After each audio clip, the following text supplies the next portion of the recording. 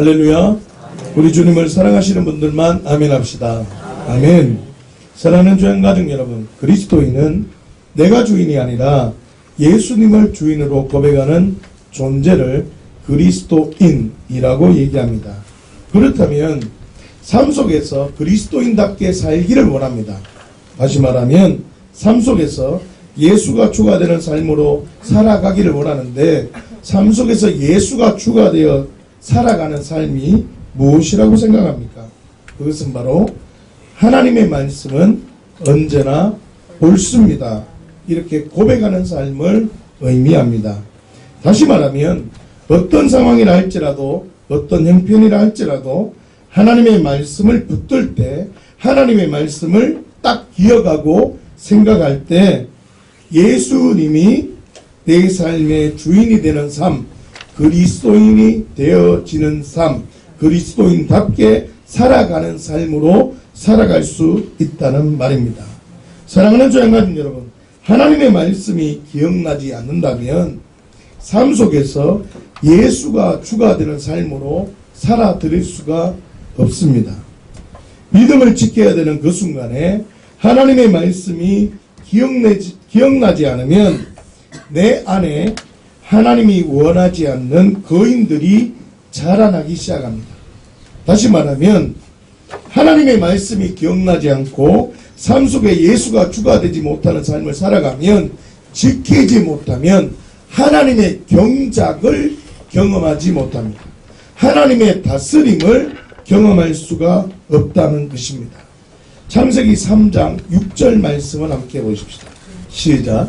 여자가 그 나무를 본즉 먹음직도 하고 보암직도 하고 지혜롭게 할 만큼 탐스럽기도 한 나무인지라 여자가 그 열매를 따먹고 자기와 함께 있는 남편에게도 주매 그도 먹은지라. 아멘. 여러분, 여자가 그 열매를 따먹고 자기와 함께 있는 남편에게도 주매 그도 먹었다라고 오늘 본문은 설명합니다. 사랑하는 주양가족 여러분, 여기서 아주 재미있는 질문 하나를 한번 해보겠습니다. 왜 뱀은 아담에게 접근하지 않고 먼저 여자에게 접근을 했겠습니까? 이게 영적 비밀이 있습니다. 다시 말하면요, 여자가 감정적이기 때문이 결단코 아닙니다. 창세기 2장 16절에서 17절 말씀을 한번 보겠습니다. 시작. 여호와 하나님이 그 사람에게 명하여 이르되 동산 각종 나무의 열매는 네가 임의로 먹되 선악을 알게 하는 나무의 열매는 먹지 말라. 네가 먹는 날에는 반드시 죽으리라 하시니라. 아멘. 여러분 15절을 보시면요, 여호와 하나님이 그 사람 누구에게요? 아담에게만. 누구에게만요?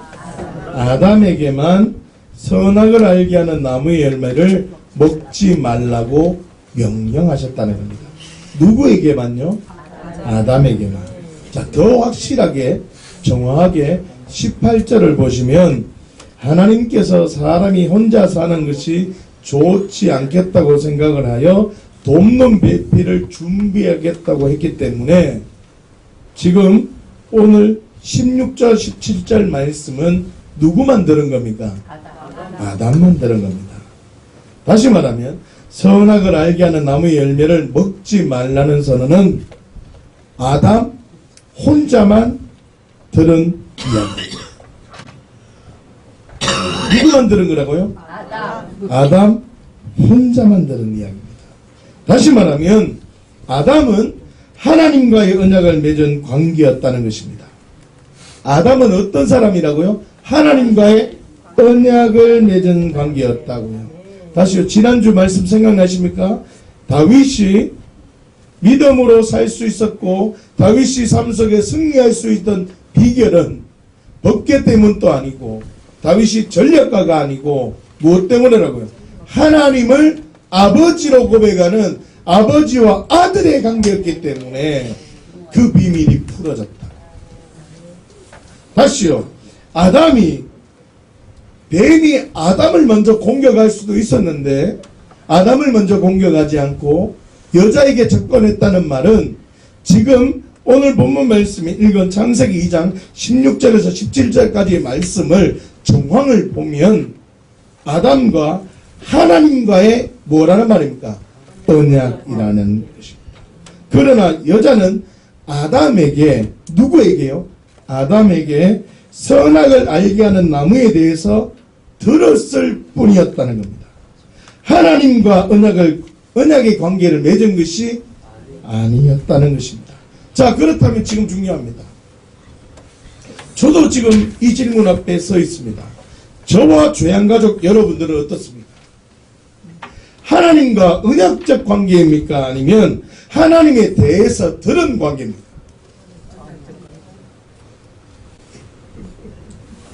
다시요. 하나님의 자녀적 관계입니까? 아니면 들은 관계입니까? 하나님의 자녀입니까? 아니면 자녀인 것 같다는 것입니까? 자녀입니다. 자, 그렇다면 하나님의 자녀입니까? 네. 아담도 하나님과 언약을 맺었습니까? 자, 그런데 그렇다면 아담의 입장에서 한번 생각을 해봅시다. 왜 아담이 선악을 알게 하는 나무의 열매를 먹었겠느냐라는 것입니다. 창세기 2장 15절 말씀에 그 답이 있습니다. 한번 보겠습니다. 오늘 핵심 구절의 말씀입니다. 시작. 여호와 하나님이 그 사람을 이끌어 에덴 동산에 두어 그것을 경작하며 지키게 하시고. 아멘. 여호와 하나님이 아담을 이끌어 어디에요? 에덴 동산에 두었다라고 말합니다. 자, 그리고 아주 중요한 직임 하나를 맡깁니다. 그것은 바로 에덴 동산을 경작하며 지키게 하였다는 것입니다. 개역 한글판에는 다스리며 지키게 하였다라고 기록되어져 있습니다. 자, 다시 말하면 경작하며 지키지 못하면 17절의 말씀처럼 선악을 알게 하는 나무의 열매를 먹게 된다는 말입니다. 그러니까 뭐가 더 중요하다는 것입니까? 경작하며 지켜야 될 직임이 있다는 말입니다.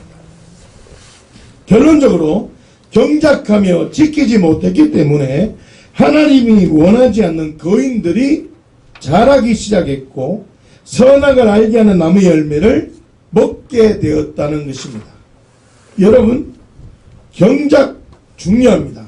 그러나 제가 말씀을 보니 더 중요한 것이 지키는 것입니다. 지키지 못하면 선악을 알게 하는 나무를 따먹게 될 뿐더러 하나님의 다스림으로 내가 다른 사람을 다스릴 수가 없다는 것입니다. 내가 지키지 못한다면 하나님의 다스림을 받는 것이 아니라 하나님이 내 삶을 경작하는 것을 받는 것이 아니라 내가 악한 영에 매어서 악한 영의 다스림을 받게 된다는 것입니다. 무엇 때문에요? 내가 지키지 못했기 때문에. 다시 말하면 내 안에 하나님이 원하지 않는 거인들이 자라지 않기 위해서는 경작하는 거 중요합니다. 무엇보다 뭐가 더 중요하다고요? 지켜야 한다는 것입니다.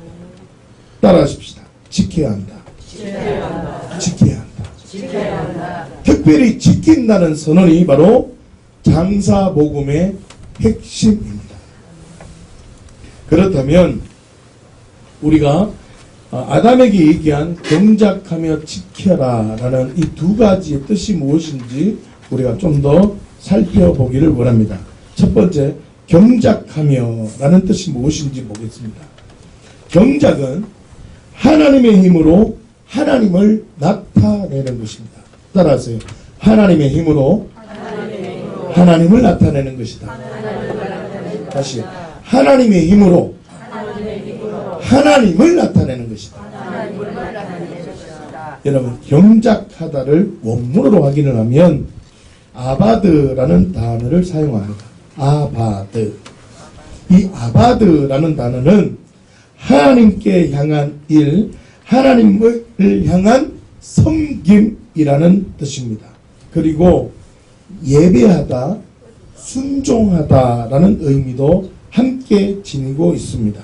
자, 그러면 첫 번째로 아바드라는 단어는 하나님께 향한 일, 하나님께 향한 섬김이라는 뜻이 있다고 했습니다. 여러분, 아담이 하나님께 하는 단순한 노동을 의미하는 것이 아니라 하나님의 일, 하나님의 섬김을 한다는 뜻입니다. 경작한다는 말이 하나님의 힘을 받아서 하나님의 일로서 감당한다는 것입니다. 제가 지금 말씀을 전하는 것도 내가 하는 것이 아니라 하나님의 도움을 받아서 하나님의 말씀을 증거한다면 그것이 바로 경작한다, 아바드라는 말입니다. 기억하셔야 됩니다. 자신의 일을 하는 것이 아니라 하나님의 나라, 하나님의 영광을 위해서 일을 하고 섬긴다라는 뜻입니다. 따라하십시오. 자신의 일을 하는 것이 아니라 하나님의 나라, 하나님의 영광을 위해서 일을 한다. 이런 뜻입니다. 그런데 잘 들어보십시오. 그러면 잘못된 경작은 뭐겠습니까? 하나님의 일을 하는 것이 아니라 자신의 일을 한다는 겁니다. 내가 주인이다. 정말 무서운 것은 하나님의 일을 하고 있으면서도 자신을 나타내는 사람도 많다. 다시요. 하나님의 일을 하고 있으면서도 자신을 나타냅니다. 제가 지금 하나님의 일을 지금 하고 있습니다. 그런데 나를 나타내면 저는 지금 경작을 잘못하고 있다. 경작 자체를 잘못하고 있다. 모양은 하나님의 일을 하면서도 어떻게 해요? 하나님의 다스림을 받고 있는 것이 아니라 악한 영의 다스림 가운데 속으면서 살고 있다. 사랑하는 주양가족 여러분, 아담이 선악을 알게 하는 나무의 열매를 먹었다는 말은 잘못된 경작을 했다는 뜻입니다. 다시 말하면 아담이 자기 자신이 주인이 되어서 아담 마음대로 아담 자신을 나타내려는 행동을 했다는 말입니다. 그렇기 때문에 선악을 알게 하는 나무를 먹었다는 것은 내가 주인 되었다는 말입니다. 이해하시겠습니까? 여러분, 선악을 알게 하는 나무를 먹었다는 말은 어떤 죄 하나를 지었다는 말이 아니라 그런 수준이 아니라 너 존재 자체가 네가 주인 되었다는 말입니다. 이것을 기억하시고 십자가 앞에 직면했으면 좋겠습니다. 두 번째로 아바드라는 단어는 예배하다, 순종하다라는 뜻이 있다고 하였습니다. 예배한다, 순종한다는 말은 교통을 말합니다. 여러분, 예배 드리는 것은 나 혼자만 신적 존재에게 어떻게 치성을 드리는 수준이 아닙니다. 예배는 성령의 교통하심이 있는 겁니다. 내가 만군의 여호와 하나님, 살아계신 하나님께 찬양드리고 하나님 전부 다 하나님은 옳습니다 라고 올려드릴 때 하나님은 우리의 삶 가운데 하나님의 자원을 우리의 삶 가운데 풀어주신다는 겁니다. 그래서 예배 가운데 치유가 있게 되는 것이고 예배 가운데 회복이 있게 되는 것이고 예배 가운데 우리가 알 수 없는 엄청난 비밀들이 풀어지는 겁니다. 여러분, 아담이 예배를 드리며 순종할 수 있다는 말은 하나님으로부터 공급되어진 것이 있기 때문에 예배 드리며 순종하는 것입니다. 뭐가 있기 때문에요? 공급이 있었기 때문에 하나님께 드리는 겁니다. 기억하십시오.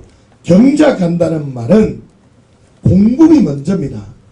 내 힘이 아니라 하나님의 힘으로 하는 것입니다. 하나님의 일은 하나님께 예배 드리는 것은 내가 주체자가 되어서 드리는 것일 수 있지만 가장 근본적인 것은 하나님의 은혜로 하나님의 힘이 출발되어져서 하나님의 기쁨이 먼저 출발되어져서 하나님께 영광 돌리는 삶이 예배라는 거죠. 자, 결론적으로 경작하다는 말은 이런 뜻이 있습니다. 하나님께서 나를 경작하시면 나는 하나님의 힘으로 온 만물을 경작할 수 있다는 말이에요. 하나님의 힘으로 온 만물을 경작하기 때문에 누구 힘으로요? 하나님의 힘으로 온 만물을 경작하기 때문에 내가 한 것이 아닙니다. 맞죠? 누가 한 것입니까? 하나님이 나를 쓰신 것입니다. 내가 그냥 통로가 된 것입니다. 그렇기 때문에 나를 나타낼 수 없다는 것입니다. 좀 긴 말씀인데 한번 따라해 볼까요? 하나님께서 나를 경작하시면 나는 하나님의 힘으로 온 만물을 경작할 수 있다. 하나님의 힘으로 온 만물을 경작하기 때문에 내가 한 것이 아니기 때문에 나를 나타낼 수가 없다. 다시요. 다시 한번 따라해 보세요. 하나님께서 나의 삶을 경작하시면 하나님께서 나의 삶을 경작하시면 야, 이거 흥분되지 않습니까? 다시요. 제가 참 위대한 말입니다. 하나님께서 나의 삶을 경작하신다. 한번 따라해 보세요. 하나님께서 나의 삶을 경작하시면 하나님께서 내가 손을 대는 곳을 경작하시면 나는 나의 힘이 아니라 하나님의 힘으로 하나님의 힘으로 나의 삶을 경작할 수 있다. 내가 손을 대는 곳에 하나님의 경작이 이루어진다. 하나님의 힘으로 내 삶을 경작하기 때문에 하나님의 힘으로 내 삶을 돌보기 때문에 내가 한 것이 아니다. 그렇기 때문에 나를 나타낼 수가 없다. 오직 예수님만 나타낸다.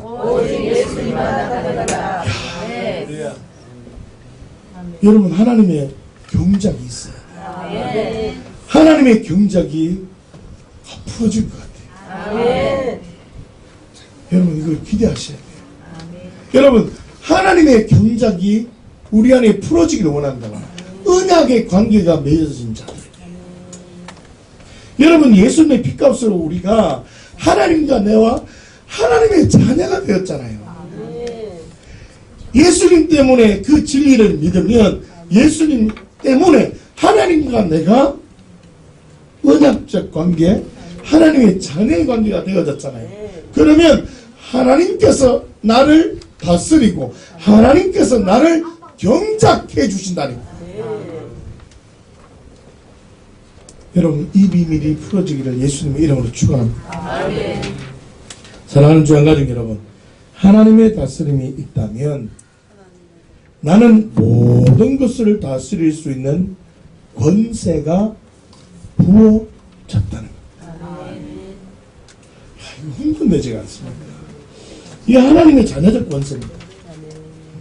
내가 하나님을 경배하고 예배하면, 다시 말하면 내 안에 하나님의 통치가 이루어지면, 예수 그리스도의 핏값으로 하나님의 통치가 이루어지면 나에게 모든 생물을, 나의 삶을 경작하고 내 힘이 아니라 하나님의 다스림이 이루어진다는 거예요.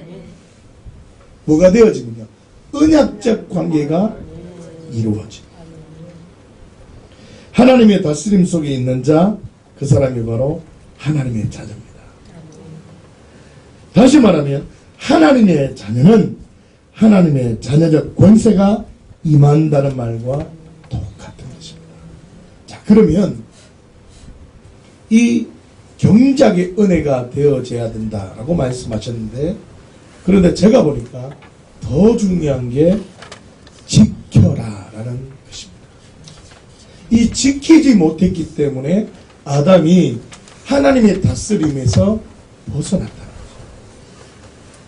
그런데 잘 보세요. 오늘 본문 말씀인데요. 예수님이 영들에 있는 옥에 가서 지켰다는 말입니다. 선포했다는 말입니다. 여러분, 우리가 하나님의 경작을 경험하기 위해서는 지킴의 은혜가 구체적으로 풀어져야 한다는 것입니다. 따라하십시오. 지킴은 선언이다. 지킴은 선언이다. 지킴은 선언이다. 지킴은 선언이다. 자, 지금부터 한번 잘 들어보십시오. 오늘 본문에 보면 지키게 하시고라고 되어져 있습니다. 이 지키게 하시고라는 말씀을 원문으로 확인을 하면 샤마르라는 단어를 사용합니다. 이 샤마르라는 단어는 지키다, 준수하다, 보존하다라는 뜻인데, 제가 사전을 한번 찾아보니까 가장 기본적인 의미로 이런 말이 있답니다. 둘레를 가시로 울타리를 치다. 뭐라고요? 울타리를 치다. 여러분, 울타리를 친다는 말은 요 이상은 가까이 오지 마라는 말이에요. 여기는 내 땅이다 이 말입니다. 여러분, 땅 따먹기 하는 거 아십니까? 땅까지 튕겨가지고 땅 따먹기를 해서 들어오면 그 땅은 다 누구 땅입니까? 내 땅이잖아요. 다시 말하면 울타리를 딱 친다는 말은 여기는 내 땅이다. 선포하는 거야. 너 어디까지 들어올 수는 있지만 울타리 안으로는 들어오면 안 된다. 이게 지금 샤마르라는 말이 기본적으로 둘레를 가시로 울타리를 치다라는 말인데, 좀 확장해서 제가 풀어보면 이런 뜻이라는 거죠. 야, 이 안으로 들어오면 안 돼. 이거 내 땅이야 라고 선포하는 의미가 있다는 말이에요. 내 땅이다. 자, 그렇다면 무엇이 울타리가 되는 것인지 잠깐 한번 생각해 보시겠습니다. 시편 119편 9절 말씀을 보십시다. 시작. 청년이 무엇으로 그의 행실을 깨끗하게 하리까? 주의 말씀은 지킬 따름이니이다. 아멘. 여러분, 주의 말씀만 지킬 따름이라고 선언하고 있습니다. 지킬 따름이니이다 라는 말씀이 바로 샤마르라는 단어입니다. 다시 말하면 주의 말씀이 울타리가 된다는 것입니다. 뭐가 울타리가 된다고요? 주의 말씀. 자, 구절을 보십시오. 청년이 무엇으로 그의 행실이 깨끗하게 되는 것입니까? 말씀이라는 울타리 안에 있을 때, 말씀이라는 울타리가 있을 때 행실이 깨끗해지는 것입니다. 그러나 울타리를 넘게 되면, 울타리가 무너지면, 울타리를 지키지 못한다면 청년의 행실은 깨끗하게 될 수가 없는 겁니다. 지키는 게 중요하다. 사랑하는 조양가족 여러분, 아담에게 지키라는 선언은 무슨 뜻이겠습니까? 선악을 알게 하는 나무의 열매를 먹으면 안 된다는 생각을 든든히 지키라는 겁니다. 자, 여기서 우리는 한 가지 영적 비밀을 발견하셔야 됩니다. 선악을 알게 하는 나무의 열매를 먹으라고 울타리를 쳤다는 거죠. 지켜야 된다고 했죠. 다시 말하면 울타리를 넘는 존재가 있다는 것입니다. 울타리를 넘어서 우리 안에 넘어 들어오려고 하는 존재가 있다는 거예요. 아담에게 하나님의 힘으로 경작하지 못하도록, 하나님의 다스림을 받지 못하도록, 하나님이 주시는 것을 누리지 못하도록 방해하는 악한 영, 어둠의 실체가 있다는 것을 이야기해 주고 있다는 거죠. 알려주고 있다는 거죠. 여러분, 아담에게 하나님의 힘으로 경작하지 못하도록 방해하는 어둠의 실체가 있다는 거죠. 그리고 또 하나의 영적 비밀을 발견하셔야 됩니다. 자, 잘 들어보십시오. 뱀, 악한 영이 누구에게 먼저 공격을 했습니까? 왜 여자에게 공격을 했을까요?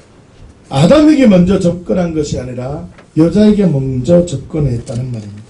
무슨 뜻이냐면 아담은 하나님과의 언약, 약속을 직접 받았다는 것입니다. 그러나 여자는 아담에게 들었다는 것입니다. 다시요. 하나님의 약속이 아담보다는 여자가 실제가 되지 못했다는 것입니다. 기억하십시오. 말씀이 실제가 되지 못한 사람에게 악한 영이 가장 먼저 접근합니다. 다시요.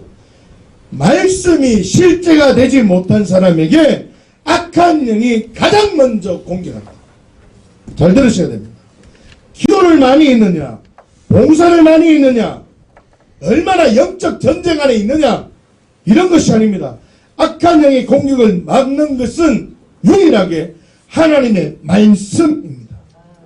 하나님의 말씀과 얼마나 실제적이냐가 기준이 되는 겁니다. 이걸 보면 알 수 있습니다. 결론적으로 지키라는 말씀은 선악을 알게 하는 나무의 열매를 먹으라는 생각이 딱 들 때 말씀을 기억하고 선포하라는, 생각하라는 수준이 아닙니다. 생각을 넘어서 선포하라는, 언약을 기억하고 생각하는 수준이 아니라 선포해라는 겁니다. 외쳐라는 말입니다. 사랑하는 주양가족 여러분, 내 안에 하나님이 원하지 않는 거인들이 자라지 못하게 하는 근본적인 힘은 지킴, 다시 말하면 선언, 선포하셔야 돼요. 속으로 중얼중얼 하는 게 아니라 선포하셔야 돼요. 창세기 2장 15절을 보시면 두 가지를 이야기합니다. 경작하며 지키게 하라. 경작 중요하다 그랬잖아요. 근데 뭐가 더 중요하다고요? 지키게. 하나님의 힘으로 하나님을 나타내라는 선언인 것입니다. 아무리 하나님께 영광을 돌리는 삶을 살더라도 지키지 못한다면 에덴 동산에서 누리는 모든 것을 누릴 수 없게 되는 것입니다. 그렇기 때문에 지키는 것이 중요하다는 거죠. 충성스러운 모습으로 맡은 바 책임을 다 감당하였다 할지라도 마지막 순간에 지키지 못한다면 전부를 잃어버리는 겁니다. 마음을 지키는 것이 너무너무 중요하다는 겁니다. 무릇 지킬 만한 것보다 생명의 근원이 그래요. 행복한 가정을 누리며 풍성한 삶을 누리는 것 중요합니다. 그런데 행복한 가정을 지키는 게 더 중요합니다. 그 행복을 지키는 게 더 중요하다. 사랑하는 주양가족 여러분, 지키기 위해서는 가장 먼저 해야 되는 게 뭐라고요? 선포, 선언이 있어야 합니다. 선포하며 선언할 때 자기 자신이 알지 못하는 엄청난 힘을 경험할 수 있다는 겁니다. 확인 한번 해봅시다. 창세기 3장 6절을 다시 한번 보십시다. 시작.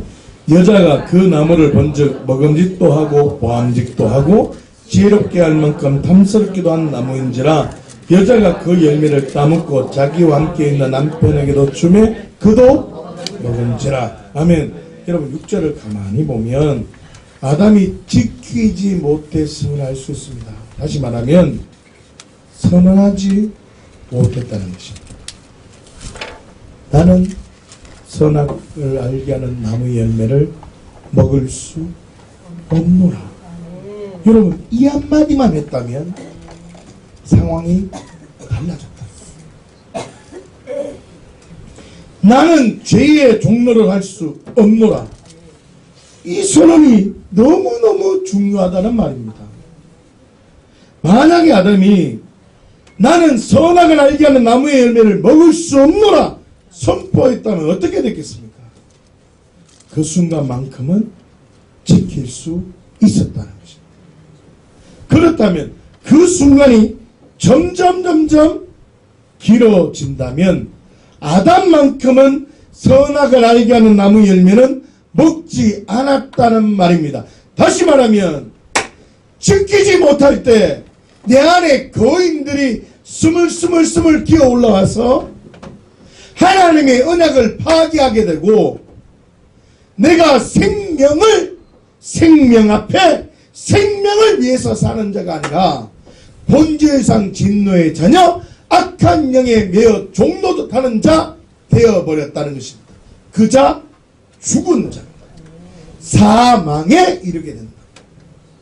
여러분 지키지 못하면 내 안에 거인들이 등장해서 하나님의 언약을 파괴해버리고 내 안에 하나님의 경작, 하나님의 다스림이 아니라 본질상 진노의 자녀가 되어버려 말 못하는 우상이 끄는 그대로 끌려가서 사망, 제삭선 사망이라는 그 거인의 결론을 맞이하게 된다는 겁니다. 선언이 그렇게 중요한 것입니다. 생각해 보십시오. 내가 선포하지 않으면 내 영혼이 죽는구나. 이 가치가 들어오면 야 네가 왜 볼래? 나는 그럴 수 없노라. 선포해야 된다니까. 베드로 오늘 말씀을 베드로전서 3장 18절 말씀을 보겠지만 예수님이 부활하시자마자 어떻게 해요? 영들에 가서 선포하셨습니다. 야 너희가 나를 죽였지 나는 부활했노라. 선포하셨다니까. 여러분 믿음으로 선포할 때 우리의 삶 가운데 하나님이 놀라운 은혜가 경험돼요. 여러분 제가 7년 동안 이 은혜를 경험했습니다. 이거는 의지력이 문제가 아닙니다. 이 생각만 하면 됩니다. 어떻게 해요? 선포. 하나님의 다스림 가운데 있고 선포하지 못하면 악한 영의 다스림 가운데 있을 수밖에 없다. 그래서 내 안에 거인들이 자꾸 자라서 죄의 삭실의 결론이 사망이에요. 여러분 하나님의 사람으로 살아가서 하나님의 자녀적 권세를 누리겠습니까? 아니면 본질상 진노의 자녀가 돼서 사망에 이를 것입니까? 선택하셔야 돼요. 하나님의 경작, 하나님의 다스림을 받기를 원한다면 뭘 해야 된다? 지켜야 된다. 지킴이 뭐라고요? 선포. 여러분 잘 들어보세요. 아담이 만약 선포 경험을 했다면 이 선포의 능력을 경험했다면 그 순간만큼은 지킬 수 있었다는 거예요. 자 그러잖아요. 이 순간만큼 죄의 세력이 올 때 이 순간만큼이라도 나는 종로할 수 없노라. 여러분 이 선포를 하시라니까. 세상 속에 타협이 되는 순간이 올 때 이 순간만큼이라도 나는 그 사람 죽었노라. 믿음으로 선포하시라. 기도력이 아닙니다. 기도 많이 한다고 악한 세력에 승리하는 게 아닙니다. 하나님의 말씀이 나를 자유롭게 하는 겁니다. 할렐루야. 그 순간 점점 길어진다면 아담은 어쩌면 선악과를 따먹지 않았을 수도 있습니다. 여러분 우리도 마찬가지입니다. 선포하세요. 사랑하는 주안가님 여러분, 지키는 것이 너무너무 중요합니다. 만약 지키고 싶다면 믿음으로 약속의 말씀을 붙잡고 선포하십시오. 할렐루야. 아담에게 약속의 말씀이 무엇이었습니까? 선악을 알게 하는 나무의 열매는 먹지 말라. 다 누리라는 겁니다. 다 먹어도 돼. 선악을 알게 하는 나무 열매는 먹지 말라. 이게 보이면 어떻게 해요? 나는 먹을 수 없노라. 이 한마디 외쳐라는 거예요. 그렇다면 우리 모두가 붙잡아야 될 약속의 말씀은 무엇입니까? 무엇입니까? 로마서 6장 6절의 말씀처럼 옛 사람은 죽었으며 나는 종노를 할 수 없노라. 믿음의 선포가 계속되어져야 됩니다. 아마 조선팔도에 이 고백 제가 제일 많이 했습니다. 아닙니다. 이 땅에 발을 디디고 사는 사람 중에 제가 제일 많이 했습니다. 여러분, 저는 이 선포의 고백을 저는 누리면서 삽니다. 여러분, 어떤 상황이든지 나는 그 사람 죽었노라. 죄의 종로를 하며 살 수 없노라. 어떤 상황이든지 하나님의 말씀은 언제나 옳다. 이 믿음을 하며 살아가면 하나님의 뭐가 있다고요? 경작, 하나님의 은혜, 하나님의 다스림, 하나님의 자원을 누린다는 거예요. 그러니까 내가 살아가는 모든 것이 내 힘이 아니라 누구의 힘으로 살아가는 겁니까? 그렇죠. 피곤할 수가 없는 겁니다. 어떻게 주의 일을 하는데 피곤할 수가 있어요? 저는 다음 주에 설교를 못한다는 게 너무너무 가슴이 아픈데 다다음 주에는 제가 반드시 설교할 겁니다. 할렐루야. 아멘. 사랑하는 주양가족 여러분, 지킨다는 말은 그냥 약속의 말씀을 선언한다. 울타리를 쳐놓고 야, 너 이 안으로 들어오지 말라. 아담이 약속의 말씀을 선언하지 않을 때 하나님이 원하지 않는 거인들이 자라나서 어떻게 해요? 생명을 가진 자, 하나님과 교제하며 하나님의 영상을 가진 자가 악한 영에 매여서 본질상 진노의 자녀가 되고 죄의 삭은 사망, 선포하지 않아서 사망, 이렇게 돼요. 그렇다면 하나님의 약속의 말씀을 붙잡을 때 하나님이 원하지 않는 거인들이 자라지 않는 모습을 한번 봐야 됩니다. 맞죠? 한번 보십시다.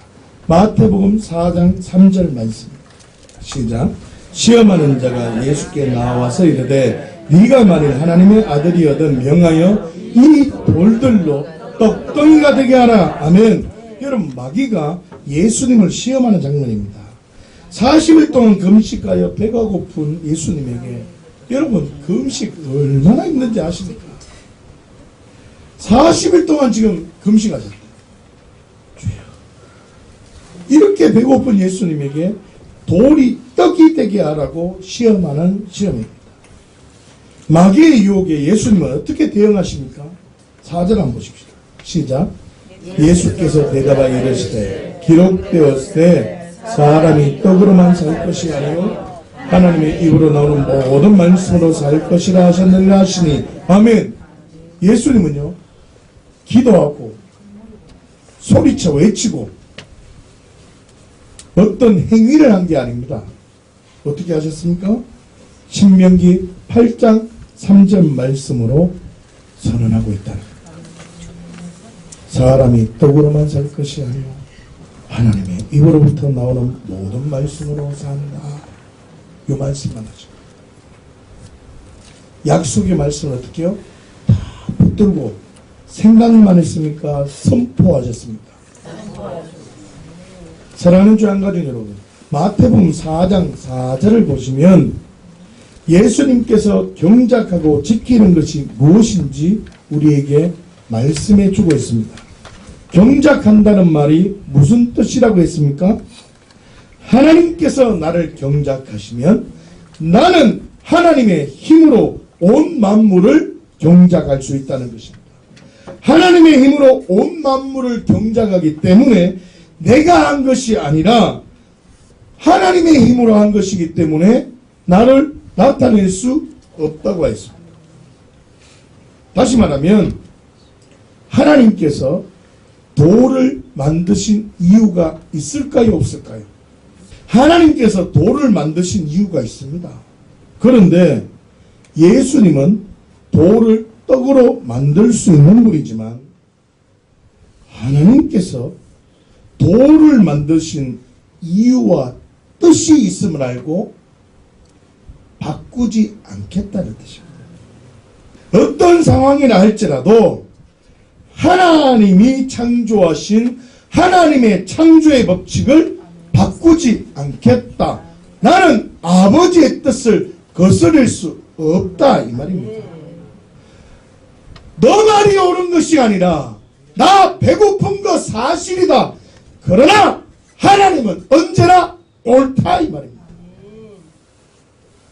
나 이거 돌을 떡으로 바꿀 수 있는 능력이 있지만 하나님의 말씀이 옳기 때문에 돌을 떡덩이로 만들 수 없고 돌이 생길 만한 하나님의 목적과 이유와 섭리가 있기 때문에 나는 그 창조의 섭리를 바꾸지 않으리라. 나를 나타내지 않으리라 이 말입니다. 경작, 하나님의 경작 속에 있었다. 할렐루야. 지금 이해가 되죠? 지킨다는 말이 무슨 뜻이라고 했습니까? 약속의 말씀을 붙잡고 뭐 한다고요? 선포, 선언, 외친다 라고 했습니다. 뭘 외친다고요? 약속의 말씀을 선언한다고. 아담에게는 나는 선악을 알게 하는 나무는 먹을 수 없다. 우리는 어떻게 해요? 나는 종로를 할 수 없다. 외쳤는 것처럼 마태복음 4장을 보시면 예수님께서 세 가지의 유혹을 받는 장면이 등장합니다. 그런데 우리가 주목해야 될 것이 있습니다. 7절 한번 보십시오. 4절과 7절과 10절 말씀을 보시면 하나님의 말씀을 선언하고 있다는 것입니다. 그러자 11절을 보시면 마귀는 예수를 떠나고 천사들이 나와서 수종을 들었다는 것입니다. 다시 말하면 하나님의 약속의 말씀을 붙잡고 선언할 때, 선포할 때, 하나님의 말씀이 선언되어질 때 마귀가 떠나갔다는 것입니다. 기억하십시오. 하나님의 선포, 예수님의 선포에는 하나님은 언제나 옳다는 고백이 담겨져 있습니다. 따라하십시오. 하나님은 언제나 옳습니다. 이 선포가 우리의 삶 가운데 거의 노래가 되어져요. 마태복음 4장 3절과 4절의 내용을 한번 보십시다. 여러분 보시면요. 3절과 4절을 보시면 돌들이 떡이 되게 하라고 선언합니다. 그러나 예수님은 하나님께서 돌을 만드신 이유가 있는데 내가 하나님의 아들임을 증명하기 위해서 돌이 떡이 되게 할 수는 없다는 말입니다. 그리고 사람이 떡으로만 살 것이 아니요 하나님의 입으로부터 나오는 말씀으로 사는 것이 옳다라고 선언하고 있습니다. 하나님의 말씀은 언제나 옳다라고 선언합니다. 자, 마태복음 4장 6절과 7절 한번 보십시오. 성전 꼭대기에서 뛰어내리라고 선언하고 있습니다. 맞죠? 자, 그러면 여러분들이 이때까지 설교를 들었으면 한번 생각해 보십시오. 예수님이 어떤 마음으로 경작과 지킴이 있었겠습니까? 저는 이렇게 생각이 들었습니다. 보십시오. 예수님은 하나님의 아들임을 증명하기 위해서 그의 천사들, 그의 사자들을 사용하지 않겠다 이 말입니다. 무슨 말인지 이해됩니까? 내가 하나님의 아들이라는 것을 증명하기 위해서 하나님의 자원을 내 마음대로 내 목적대로 나의 정당성을 나타내기 위해서 나는 하나님의 것을 나는 내 마음대로 사용하지 않겠다. 여러분, 저와 여러분들이 이 말씀을 통해서 우리도 예수님을 통해서 하나님을 아버지라 부르면 예수님이 맏아들이 되시고 우리는 아들들이 되거든. 그럼 예수님이 우리 형님이 되는 겁니다. 그 형님이 그리하셨다면 그 유전자가 저에게도 있다는 말입니다. 여러분들에게도 어떻게 해요? 유전자가 있다는 말입니다. 그러니 어떻게 해요? 야!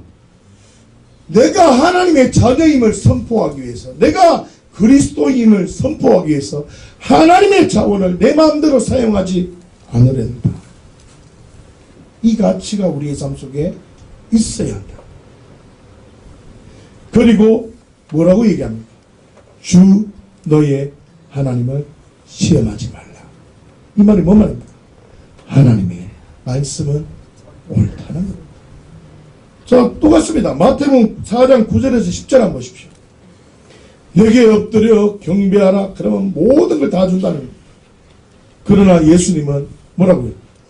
야, 내가 하나님의 아들임을 증명하기 위해서 경배하는 것이 아니라 나는 오직 주 너희 하나님께만 경배하고 섬길 것이다.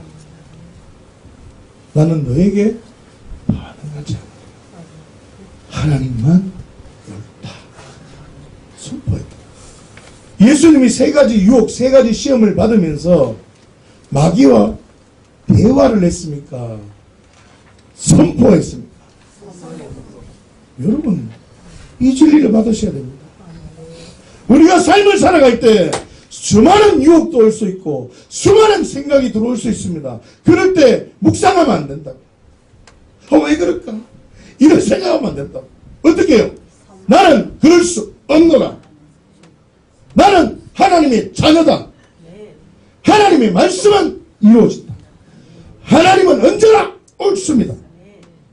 모든 생각을 다 파쇄하고 하나님만 진리임을 선포하며 살아가기를 원하신다.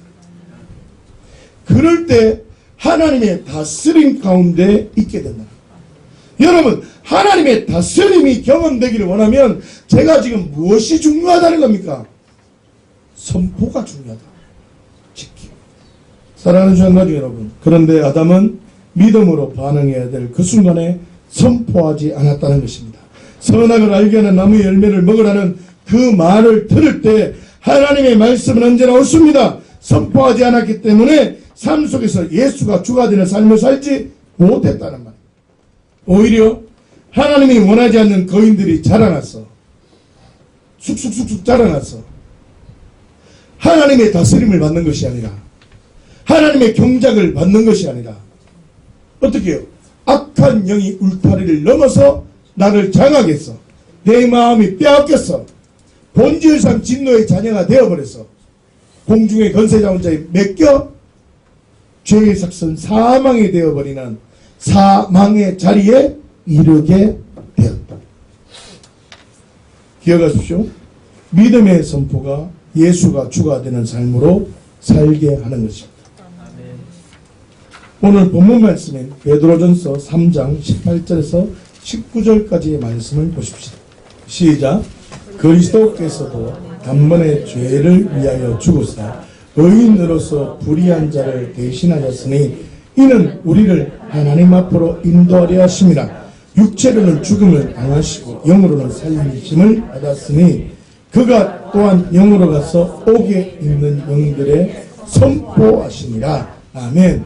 자, 18절을 보시면요, 우리를 하나님 앞으로 인도하시려고 어떤 일을 하셨습니까? 19절을 보시면 옥에 있는 영들에게 선포하셨다고 설명하고 있습니다. 무덤에 있을 때에, 잘 들어보세요. 무덤에 있을 때 아무것도 안 하시고 죽은 그대로 침묵하신 것이 아니란 말이에요. 무덤 속에서 가만히 있은 게 아니라 영으로 가서 옥에 있는 영들에게 선포하셨다. 승리의 선포를 하셨다는 것입니다. 다시 따라하세요. 승리의 선포를 하셨다. 다시요. 승리의 선언을 하셨다. 다시 승리의 외침을 하셨다. 승리의 외침을 하셨다. 여러분 무슨 말입니까? 지켰다는 말과 똑같이 선포했다는 것입니다. 부활하실 때까지 사흘 밤낮을 영으로 가서 옥에 있는 영들에게 선포했다는 것입니다. 선포, 승리 외침을 예수님께서 하셨다는 것입니다. 그렇다면 예수님의 생명을 가진 자라면 당연하게 나 또한 예수님처럼 승리의 외침을 해야 된다는 말입니다. 사랑하는 주양 가족 여러분, 예수님께서는 마귀에게 시험을 받으실 때도 하나님의 말씀을 선포하셨습니다. 맞죠? 그리고 십자가에 죽으시고 무덤에 계실 때에도 영으로 가서 옥에 있는 영들에게 뭘 했다고요? 선포하셨다. 다시 말하면 선포하는 것이 너무너무 중요하다는 것입니다. 예수님께서 마귀에게 시험 받으실 때 기도하고 생각하지 않았습니다. 그냥 선포했습니다. 예수님께서 십자가에 죽으시고 무덤에 갇혀 있을 때 아무것도 하지 않는 무방비 상태가 아니었다는 것입니다. 그냥 선포했다는 겁니다. 영들에 가서 꾸짖었다는 겁니다. 야! 너가 나를 올가매고 너를 사망으로 몰아냈지. 나 부활했노라. 너 무릎 꿇어라. 너는 더 이상 나에게 아무것도 할 수 없다. 선포했다. 제가 아주 재미난 생각을 한번 해봤습니다. 들어보십시오. 예수님의 십자가 사건, 예수님의 장사됨, 예수님의 부활, 그리고 예수님의 현현, 이 네 가지 영역이 있는데 특별히 우리가 그렇게 외치는 십자가의 사건을 생각을 한번 해봅시다. 여러분, 십자가의 사건은 시간적으로 며칠 동안 이루어진 사건입니까? 하루입니다. 십자가에 못 박힌 사건. 좀 더 구체적으로 말할까요? 좀 더 구체적으로 말하면 3시에서 9시까지의 상황입니다. 3시에서 9시. 다시 말하면 6시간이 십자가에 매달린 상황이 전부입니다. 제가 지금 무슨 말을 하고 있는지 아십니까? 십자가의 상황은 6시간이 전부입니다. 그런데 승리의 선포, 3일 반납 관계없이 3일 동안 영들에게 찾아가서 선포했다. 십자가의 사건 6시간, 하루밖에 안 됐는데 예수님의 승리의 선포는 3일 동안 이루어졌다. 다시 말하면 십자가의 시간보다 승리의 선포의 기간이 더 길었다. 지금 이것을 여러분들이 깊이 생각해 보시고, 그런데 우리는 십자가에 더 집중하거나 십자가에 머물러 봅니다. 승리의 선포를 삶 속에서 더 집중적으로 하지 않았기 때문에 예수가 주가 되는 삶으로 살지 못한다는 것입니다. 십자가 붙들면 너무너무 우울해집니다. 제가 이런 생각을 해봤습니다. 저는 목숨이 행복한데 사람들이 교회 오면 왜 그렇게 우울할까? 그 이유를 이제 알았어요. 십자가만 생각해요. 십자가가 더 십자가 되는 이유는 예수님이 부활하셨다. 십자가는 단 6시간 뿐이었는데 장사됨, 무덤에 있는 시간은 사흘 밤낮 사흘 동안 했었어요. 십자가 장사된 비율로 따지면 어떤 시간이 더 긴다란 말입니까? 무덤에 있는 장사된 시간이 더 길다. 사랑하는 주안가족 여러분, 십자가의 사건의 위대한 이유는 예수님께서 어떻게 해요? 부활하셨기 때문입니다. 예수님의 부활이 위대한 이유는 모든 영들에게 악한 영은 실패했으며 하나님이 승리하셨음을 선언되어졌기 때문입니다. 그 승리의 선언이 모든 악한 영들이 꼼짝 못하게 했다는 겁니다. 그렇다면 우리가 뭘 해야 된다는 거예요? 선포를 해야 됩니다. 선포를 해요. 승리 선포, 선언을 하죠. 다시 말하면 우리도 마찬가지입니다. 우리의 마음을 허물기 위해서 공격하는 영들에게 뭐가 있어야 된다고요? 예수님이 영들에게 가서 선포했듯이 그들의 영이 오면 어디 겁도 없이 와가지고 들어보기 승리의 외침이 있어요. 예수님 부활했노라. 승리의 외침이 있어요. 승리의 외침이 바로 내 안에 하나님이 원하지 않는 거인들이 자라지 않게 한다는 겁니다. 여러분, 내 안에 하나님이 원하지 않는 거인들이 자라지 않으면 나는 누구의 경작 속에 있는 겁니까? 하나님의 경작 속에. 다시 잘 들어보세요. 내가 하나님이 원하지 않는 거인들이 내 안에 막 스물스물 기어 올라와요. 그러면 내가 지켰다는 말입니까? 지키지 못했다는 말입니까? 지키지 못해서 악한 영이 내 담을 뛰어넘은 겁니다. 그러면 내가 죄를 지을 확률이 많을까요? 높을까요? 많고 높고 이거는 죄를 지을 확률이 100%입니다. 그래서 어떻게 될까요? 죄를 지으면 본인상 진노의 자녀가 되었어. 악한 영이 매어서 살게 됩니다. 그러다 보면 이 악한 영이 나를 어디로 끌고 가겠습니까? 쥐들이 가는 곳에 가는 겁니다. 같이 끌려간다니까. 하나님이 원하지 않는 거인들에 휩쓸려 다니면 내가 어떻게 된다고요? 사망이. 사랑하는 주양 가족 여러분, 결단하십시다. 힘든 상황이든지 즐거운 상황이든지 어떻게 해야 된다는 것입니까? 예수님께서 마귀에게 시험을 받으실 때처럼 하나님은 언제나 옳습니다. 선언해야 됩니다. 따라하십시다. 하나님은 언제나 옳습니다. 하나님은 언제나 옳습니다. 죄의 유혹이 오면 어떻게 해야 된다는 것입니까? 예수님께서 마귀에게 시험을 받으실 때처럼 나는 종로를 할 수 없노라 선언하셨다는 것입니다. 따라하십시오. 나는 종로를 할 수 없노라.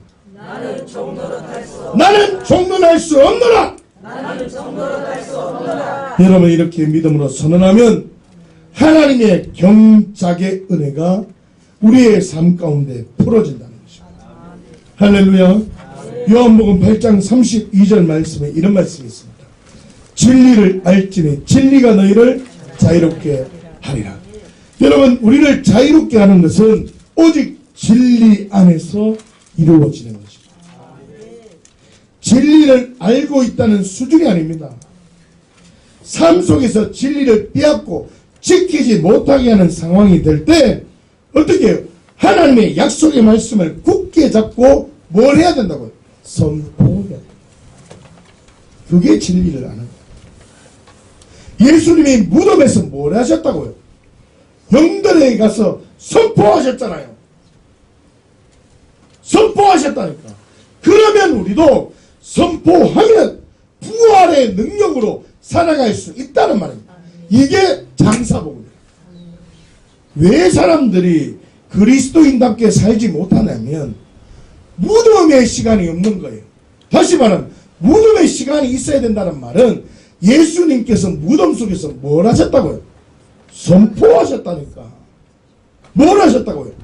선포하셨다니까. 그러면 나도 어떤 상황 속에 악한 영들이 오는 상황이 되면 내가 어떻게 해야 된다고요? 선포해야 된다.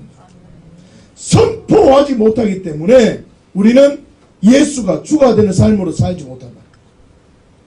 하나님의 경작과 하나님의 다스림 가운데 있지 못한다. 사랑하는 주양가족 여러분, 예수님은 마귀의 시험을 진리로 승리하셨습니다. 할렐루야. 그리고 예수님은 십자가의 진리로 죽으셨습니다.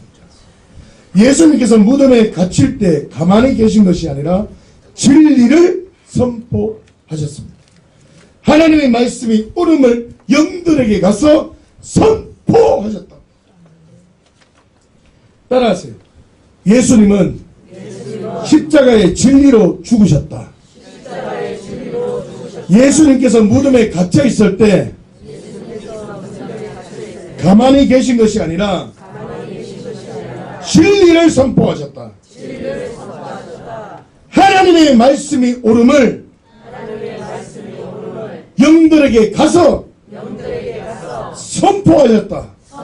승리의 외침을 하셨다. 그렇기 때문에 나도 외치리라. 나도 선포하리라. 나는 종로할 수 없노라. 하나님의 말씀은 옳습니다. 여러분 이 고백을 계속 하셔야 돼요. 이게 하나님의 말씀대로 예수가 주가 되는 삶으로 살아갈 수 있는 근본적인 힘이 됩니다. 다시 말하면 우리가 삶 속에서 그리스도인답게 예수가 주가 되는 삶을 살기를 원한다면 진리를 선포하는 삶이 되어야 한다는 겁니다. 함께 고백하십시다. 시작. 죄를 짓는 생각이 들어오면 나는 정당할 수 없노라. 이해할 수 없는 상황이 연출되면 하나님은 언제나 옳습니다. 어떤 일이 마무리가 되어지면 하나님이 하셨습니다. 할렐루야. 여러분 이 진리가 우리 안에 있어요. 그러면 예수 그리스도가 나의 삶의 주가 되는 능력을 경험하게 되는 것입니다. 열왕기하 7장 1절에서 2절 말씀으로 오늘 말씀을 정리하겠습니다. 시작. 엘리사가 이르되 여호와의 말씀을 들을지어다. 여호와께서 이르시되 내일 이맘때에 사마리아 성문에서 고운 밀가루 한 스와를 한 세겔로 매매하고 보루 두 수아를 한 세겔로 매매하리라 하셨느니라. 그때 왕이 그의 손에 의지하는 자 곧 한 장관이 하나님의 사람이 대답하여 이르되 여호와께서 하늘의 창을 여신들 어찌 이런 일이 있으리요 하더라. 엘리사가 이르되 네가 내 눈으로 보리라. 그러나 그것을 먹지는 못하리라 하리라. 아멘. 여러분 열왕기하 6장 24절 말씀을 보면 아람 왕 베나다시 사마리아 성 전체, 북이스라엘 사마리아 성 전체를 포위했을 때의 상황입니다.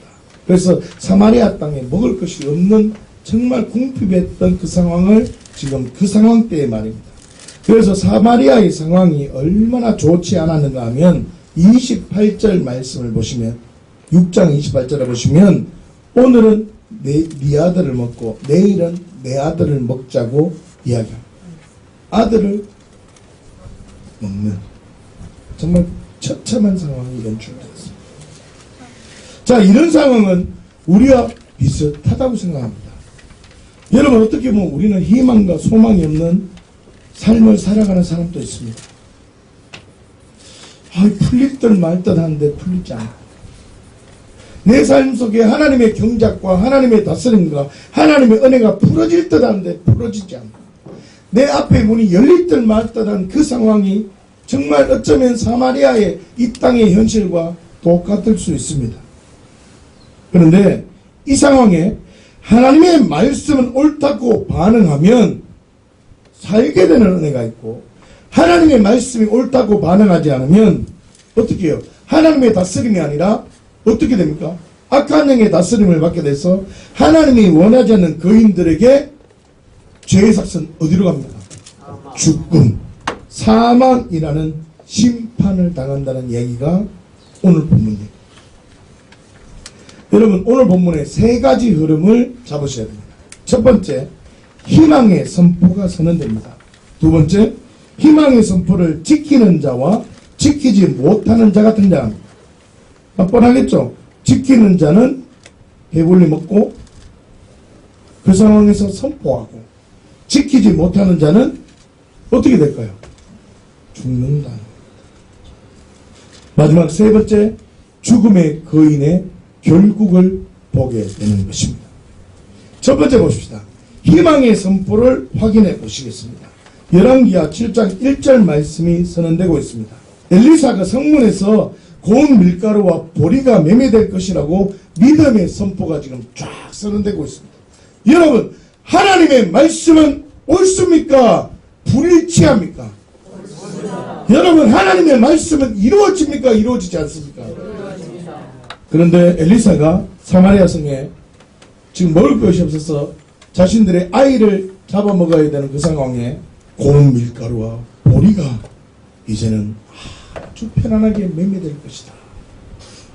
이 말씀 믿음의 선포가 선언됩니다. 그때 왕의 장관이 2절에서 뭐라고 선언합니까? 아이고 여호와께서 하늘에 창을 열어가지고 창을 내신들 어떻게 지금 이 상황에 그런 일이 일어날 수 있습니까? 라고 선언하고 있습니다. 그때 엘리사가 뭐라고 선언합니까? 나니 단디 봐라. 니는 그걸 볼 거다. 근데 니는 그걸 먹지는 못할 거다. 하나님의 말씀은 이루어질까요? 안 이루어질까요? 여러분, 여러분들 속에 하나님의 선한 뜻을 이루시려고 하는 하나님이 살아계신 하나님이심을 믿으시기 바랍니다. 내가 하나님의 말씀을 지키고 있으면 하나님의 경작 속에 있게 됩니다.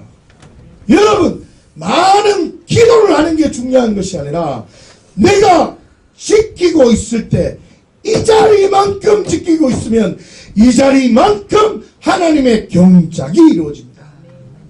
내가 더 많이 지키고 있다면 이것만큼 하나님의 경작이 있습니다. 다시요. 장관이 이런 일은 일어날 수 없다라고 말합니다. 뭔 말입니까? 엘리사의 말씀, 하나님의 말씀을 믿지 않고 선포를, 좋은 선포를 해야 됩니까? 안 좋은 선포를 해야 됩니까? 약속의 말씀을 선언하는 선포, 예, 그렇게 될 것입니다. 이렇게 말해야 되는데 울타리를 허물어버리고 그냥 아이고 이런 일은 일어날 수 없습니다. 어째 하늘을 갈라가는데 아이고 주여 그런 일은 없습니다. 이렇다. 사랑하는 주 한 가족 여러분, 믿음의 선포는 기적을 일으키신다는 걸 기억하셔야 됩니다. 그런데 왕의 장관은 엘리사의 믿음의 선포에 반응하지 않았습니다. 두 번째로 희망의 선포를 지키는 자와 지키지 못하는 자가 등장한다고 했습니다. 지키지 못하는 자는 왕의 장관이라 했잖아요. 아우 주여 하늘에 창을 내도 그런 일은 없습니다라고 아니 말을 안 했으면 그냥 본전이나 하자. 말을 잠무해가지고 악한 영에 매이기 시작했다. 지금 거인들이 어떻게 해요? 스물스물. 여러분 지금 하나님의 말씀을 믿지 않으면 내 안에 뭐가 일어난다고요? 거인들이 스물스물. 나를 움켜 잡으려는 거인들이 스물스물. 그러면 믿음을 붙든 자, 희망의 말씀을 붙든 자가 있겠죠. 그리고 선포하는 자가 있을까요? 없을까요? 있다. 희망의 선포를 지키는 나병 환자가 등장합니다. 자, 보십시오. 3절에서 4절을 보시면 나병 환자들이 이렇게 말합니다. 아이고, 이 사마리아 성에 굶어서 죽나. 그냥 게나다 애굽 아람왕에 들어가서 그냥 항복해서 먹다가 죽나. 그냥 안 먹고 죽이나. 아이고, 똑같다. 그냥 우리가 아람 군대에 가자. 이래 주거나 저래 주거나 똑같다. 그냥 가게 됩니다. 그런데 역사가 나타납니다. 여러분, 하나님은 아주 저비용 고효율을 나타내시는 분이신지 아십니까? 우리 요나를 회심하기 위해서 뭘 말이 안 합니다. 물을 살짝만 흔들어 보면 야가 놀래죠. 바울 형님도 회심하는 거 아주 쉽습니다. 사람 일에 많이 동원할 필요 없고 태양 촉수를 잠깐 바꿔보면 됩니다. 오늘도 똑같은 역사가 나타납니다. 6절을 보시면요. 한번 잘 한번 읽어보세요. 6절을 보시면 나병 환자들의 걸음 소리가 큰 군대가 오는 것처럼 들렸다는 겁니다. 아마 나병 환자가 걸으면서 어떻게 해요? 구덕구덕 넘어지고 막 이러니까 땅이 막 흔들렸다는 거예요. 여러분, 하나님은 저비용으로 고효율을 나타내십니다. 할렐루야. 여러분, 나병 환자의 그 조그마한 움직임이 아람 군대 병사들의 마음을 뒤흔들었습니다. 그러면 이때는 이 나병 환자들이 말씀으로 반응해서 선포할 때가 아닙니다. 그런데 말씀으로 선포할 때가 아닌데도 그 나병 환자의 조그만한 소리가 아람 군대에는 큰 군대가 움직이는 것처럼 들렸는데, 우리가 믿음으로 하는 선포는 어떤 능력이 나타나겠습니까? 여러분 상상을 해보십시오. 저는 지금도 흥분이 되고 있습니다. 여러분, 그래서 6절을 보시면 전부 다 도망가 버렸다는 겁니다. 그래서 8절에 보면 어떻게 해요? 이 사람들이 무장 해제된 아람 군대에 들어가서 장막 안에 들어가서 먹고 마시고 옷 입고 뭐 니꺼 내꺼 이래 전부 다 내꺼 들어갑니다.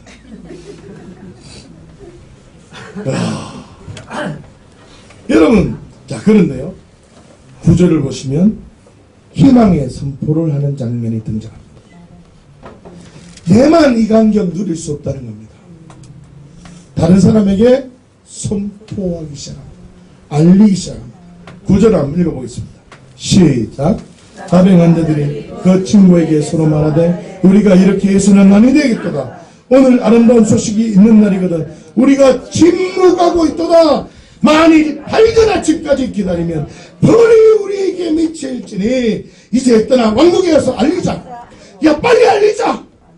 선포하자. 뭐라고요? 선포하자. 이 말입니다. 지금 이 선포가 사마리아 땅에 엘리사가 선포한 그 말씀이 이루어지게 됩니다. 이 선포가 지금 나병 환자들이 어떻게 해요? 8절에 가서 다 먹고 정신을 차리고 보니까, 야, 우리가 지금 이렇게 먹고 마실 때가 아니다. 날이 맑을 때까지 우리가 이렇게 있으면 우리에게 벌이 우리에게 미친다. 야, 다른 사람에게 선포하자. 다른 사람에게 알리자. 여러분, 알릴 때 사마리아 땅의 기적을 경험했습니다. 여러분, 우리도 알릴 때, 선포할 때 우리의 삶 속에 기적을 경험한다는 거죠. 할렐루야. 나병 환자들이 우리가 침묵하면 안 된다고 생각을 했다는 것입니다. 그런데 나병 환자는 침묵한다고 해서 죄가 되는 것이 아닙니다. 그렇지 않습니까? 9절을 보시면 밝은 아침까지 기다리면 벌이 우리에게 미칠 것이라고 생각하고 사마리아 사람들에게 좋은 소식을 알렸다는 것입니다. 나병 환자의 고백과 선언이 엘리사의 예언이 성취되었다는 것입니다. 여러분, 그런데 희망의 선포를 지키지 못한 자는 어떻습니까? 17절 말씀 볼까요? 시작.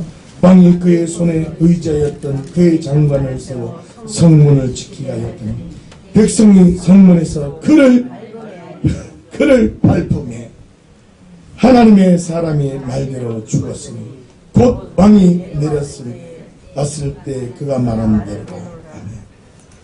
하늘에 창을 내신들 어찌 이런 일이 일어나겠냐고 말하던 장관을 성문을 지키게 했다는 겁니다. 여러분, 잘 생각해 보세요. 이 장관이 얼마나 어리석고 하나님의 약속의 말씀을 붙잡지 않았느냐 하면, 성경을 잘 보세요. 16절을 보시면 뭐라고 되어 있습니까? 고운 밀가루 한 스아에 한 세겔, 보리 두 스아가 한 세겔. 그래 되어 있죠, 그죠? 맞죠? 자, 그런데 열왕기하 7장 1절에도 똑같이 되어 있습니다.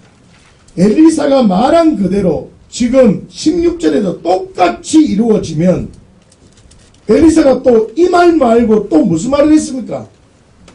야, 니도 죽는데 이 말 했잖아요. 그러면 자신이 몸을 잘 간수해야 됩니다. 긴장을 해야 되지 않을까요? 그런데 이 바보 같은 게 이런 걸 봤음에도 약속의 말씀을 반응하지 않았다는 거죠.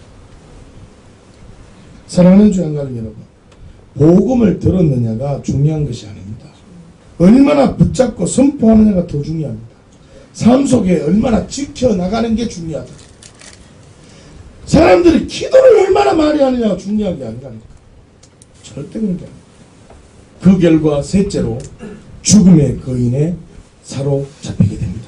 17절을 보시면 백성이 성문에서 그를 밟음에 죽게 되었다는 거예요. 여러분 어떤 사람 될 겁니까? 복음을 들었다. 장사복음을 들었다. 그런 수준이 아닙니다.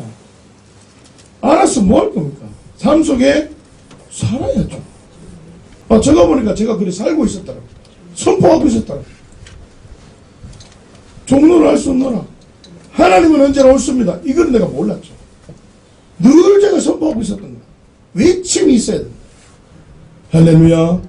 사랑하는 주 한 가지 여러분. 나병 환자는 자신만 배불리 먹을 수 있는 상황인데 다른 사람을 위해서 선포할 때 모든 사마리아 사람들을 살리고 엘리사의 예언이 성취되게 했습니다. 그런데 하나님의 약속을 붙잡지 않는 장관은 어떻게 됐습니까? 하나님이 원하지 않는 죽음의 거인에게 사로잡히게 되었다는 것입니다. 무엇 때문에? 하나님의 약속의 말씀을 붙잡지 않았기 때문에. 그러면 우리는 알아야 됩니다. 교회 내에서도 왕의 장관들처럼 행동하는 사람이 되면 안 됩니다. 안 됐다고요. 왕의 장관들처럼 말하면 안 된다는 거예요. 그냥 가만히 있으라니까. 여기 다 물었고 가만히 있으면 본전이라도 하지 생명이라도 괜찮겠다니까. 왕의 장관은 말 한마디 잘못해가지고 어떻게 해요? 죽잖아요. 거의 보고도 못 묵잖아요. 저와 여러분들은 어떤 삶을 선택할 것인가 한번 깊이 고민하셔야 됩니다. 하나님의 말씀은 언제나 옳습니까? 믿음으로 반응하실 것입니까? 아니면 그냥 울타리고 뭐고 필요 없고 그냥 내가 삶으로 살련다. 그러면 하나님의 경작을 다스릴 수가 없습니다. 받을 수가 없습니다. 사랑하는 주 한 가족 여러분, 믿음의 선포는 삶 속에서 예수가 주가 되는 삶을 살게 합니다. 그러나 선포하지 않고 하나님의 말씀을 하찮게 여긴다면 죽음의 거인에 사로잡히게 됩니다. 사랑하는 주 한 가족 여러분, 언제든지 예수가 주가 됨을 선포함으로 삶 속에 하나님의 능력으로 경작되어지는 은혜가 풀어지기를 예수님의 이름으로 축원합니다. 기도하겠습니다.